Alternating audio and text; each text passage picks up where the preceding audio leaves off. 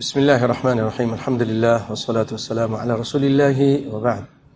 قال الله تعالى إنا عرضنا الأمانة على السماوات والأرض والجبال فأبين أن يحملنها وأشفقن منها وحملها الإنسان إنه كان ظلوما جهولا. سورة الأحزاب. اللہ تعالیٰ فرماتے ہیں کہ ہم نے امانت کو پیش کیا آسمانوں پر، زمین پر اور پہاڑوں پر. اس امانت کو، اس قرآن کو، اس اسلام کو آسمان و زمین پر جو بہت زبردست مخلوق ہے، پہاڑ بہت مضبوط مخلوق ہے، فَأَبَيْنَ أَن يَحْمِلْنَهَا، انہوں نے انکار کر دیا کہ ہم اس کو اٹھا نہیں سکتے، اس قرآن کو نہیں اٹھا سکتے، اس امانت کو نہیں اٹھا سکتے، یہ امانت کا بوجھ ہم برداشت نہیں کر سکتے. حالانکہ پہاڑ ہیں، زمین ہے، آسمان کتنا وسیع ہے. وَأَشْفَقْنَ مِنْهَا، اور اس سے ڈر گئے، امانت اٹھانے سے ڈر گئے. وَحَمَلَهَا الْإِنسان، انسان نے اس کو اٹھا لیا. انسان تھوڑا جلد باز ہے. انسان کے سامنے کوئی چیز پیش کی جائے تو اس کی برائیوں پر نظر اس کی کم جاتی ہے، اس کی اچھائیوں پر زیادہ نظر کرتا ہے. اللہ نے جب پیش کیا تھا تو جنت بھی ہے، جہنم بھی ہے. اس کا حق نہیں ادا کیا تو آگ ہے، جہنم ہے. حالانکہ انسان سے کم تر ہیں، لیکن ان کی نظر دونوں طرف گئی تو عذاب سے ڈر گئے، اس کے مائنس پوائنٹ سے ڈر گئے، انہوں نے انکار کر دیا. اسی لیے اللہ تعالیٰ فرماتے ہیں انہ کان ظلوما جہولا، بڑا ظالم ہے اور جاہل بھی ہے. ان امانت میں سے ایک امانت یہ بھی ہے کہ آپ کے بچے آپ کے گلے پر یہ امانت ہے اللہ کی طرف سے. ان کی صحیح تربیت کرنی ہے. سب سے پہلے اللہ کی توحید، رسول کی محبت اور رسالت کے بارے میں بتانا ہے، اسلام کی تعلیم دینی ہے، دن رات کوشش کرنی ہے اچھا مسلمان بنے، اچھا مومن بنے. اگر آپ نہیں کوشش کرتے ہیں تو امانت کو آپ نے ضائع کر دیا. ان کی تربیت دودھ پلانے سے لے کر ان کی جوانی تک ماں باپ کے گلے میں یہ مسئولیت ہے، اور پوری طرح دینی لحاظ سے، دنیاوی لحاظ سے ہر طرح ان کی تربیت کرنی ماں باپ پر لازم ہے. روحانی لحاظ سے ان کا اچھا اخلاق، جسم کے نشو و نما کہیں غلط راستے میں، غلط سوسائٹی میں تو نہیں جا رہے جس کی وجہ سے بیماریاں لگ کر اپنا جسم بھی خراب کر رہے ہیں. عقلی تربیت، نفسیاتی تربیت، فکری تربیت، کون سے افکار کن لوگوں کے پاس بیٹھتے ہیں، کون دوست ہیں، یہ ساری چیزوں کا خیال رکھنا ماں باپ کا کام. نبی صلی اللہ علیہ وسلم فرماتے ہیں الرجل راع فی اہلہ وہو مسئول عن رعیتہ، آدمی اپنے اہل کا نگہبان ہے اور اس سے اس کی رعیت کے بارے میں پوچھا جائے گا. میں نے تم کو بیوی دی تھی، بچے دیے تھے، تم نے کیا کیا ان کے ساتھ؟ تربیت کی، مسلمان بنایا، یا بس کھائے کمائے اور مر جائیں، نہ نماز کا پتہ نہ روزے کا پتہ. نسأل اللہ العافیہ. اللہ تعالیٰ پوچھے گا.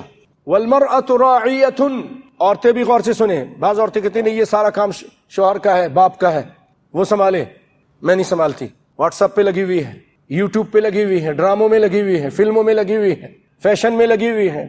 بچے نماز پڑھیں نہ پڑھیں، بیٹی نماز پڑھے نہ پڑھے، بچے قرآن سیکھیں نہ سیکھیں، توحید کے ان کو علم ہو نہ ہو، وہ کہتی نہیں تو شوہر کی ذمہ داری ہے. نہیں میری بہن، آپ کی بھی ذمہ داری ہے، آپ بھی مسئول ہیں. نبی صلی اللہ علیہ وسلم جن کا آپ کلمہ پڑھتی ہیں وہ فرما رہے ہیں وَالْمَرْأَةُ رَاعِيَةٌ فِي بَيْتِ زَوْجِهَا، عورت اپنے شوہر کے گھر میں نگہبان ہے، ہر چیز کے، ہر چیز کے، مال کا بھی، بچوں کا بھی، تربیت کے بھی. وَمَسْئُولَةٌ عَنْ رَعِيَّتِهَا، اور اس سے بھی پوچھا جائے گا اس کی رعایا کے بارے میں. بخاری مسلم کی روایت ہے، صحیح روایت ہے. وَقِفُوهُمْ إِنَّهُمْ مَسْئُولُونَ، اللہ قیامت کے دن کہیں گے کھڑا کر دو ان کو، ان سے پوچھا جائے گا. تو بہت ہی اچھے ماں باپ وہ ہیں جو اپنے بچوں کا رابطہ خالق کائنات سے کر دیتے ہیں. بیٹا میں ممکن ہوں دنیا میں ہوں نہ ہوں، مر جاؤں، رہوں نہ رہوں، لیکن رب العالمین تم کو دیکھ رہا ہے، وہ تمہارا خالق ہے، مالک ہے، تم سب نے لوٹ کر اسی کے پاس جانا ہے، تم سے حساب لے گا. یہ بہت ہی اچھے ماں باپ. نماز میں ان کو لاتے ہیں، کہتے رہتے ہیں اور ان کو اچھی باتیں سکھاتے ہیں، سخاوت سکھاتے ہیں، نرمی سکھاتے ہیں، غصے سے منع کرتے ہیں. نہیں بیٹے غصہ نہیں کرو، رحم کرو. ارحم من فی الارض یرحمک من فی السماء، کائنات کے امام فرماتے ہیں تم زمین والوں پر مہربانی کرو، آسمان والا تم پہ مہربانی کرے گا. جود و سخا سکھاتے ہیں، تواضع سکھاتے ہیں، بہادری سکھاتے ہیں، حلم اور بردباری سکھاتے ہیں. ان کو ٹائم دیتے ہیں. بہت سارے لوگوں کو ٹائم ہی نہیں ہے. بچے کو ٹائم دیں، اس کو قرآن پڑھائیں، اس کو نماز پڑھائیں، اس کو اچھے قصے سنائیں، صحابہ کے قصے سنائیں، جس سے یہ ساری اچھی باتیں، اس کے اندر بہادری بھی، شجاعت بھی، رحم دلی بھی، یہ ساری چیزیں پیدا ہوں گی. اللہ کی قسم نبی کا قصہ، نبی کی سیرت ہم کیا سنائیں گے؟ ہم نے خود پڑھا بھی نہیں ہے، بہت سارے لوگوں نے۔ اللہ تعالیٰ فرماتے ہیں یا ایھا الذین آمنوا قوا انفسکم واہلیکم نارا، کہ ایمان والو اپنے آپ کو اور اپنے گھر والوں کو جہنم کی آگ سے بچاؤ۔ آپ یہ چاہیں گے کہ آپ کا بچہ جہنم میں چلے جائے؟ کسی نے ایک بزرگ سے پوچھا کہ میں اپنے بچوں کو نماز کے لیے کیسے اٹھاؤں؟ کہا آپ اٹھائیے۔ کیا کروں؟ کہا خاتون اگر آپ کے گھر میں آگ لگ جائے آپ اپنے بچوں کو کیسے اٹھائیں گی؟ کہا میں ان کو گردن سے پکڑ کے اٹھاؤں گی اور گھسیٹ کر لاؤں گی، باہر کروں گی تاکہ آگ سے بچ جائیں۔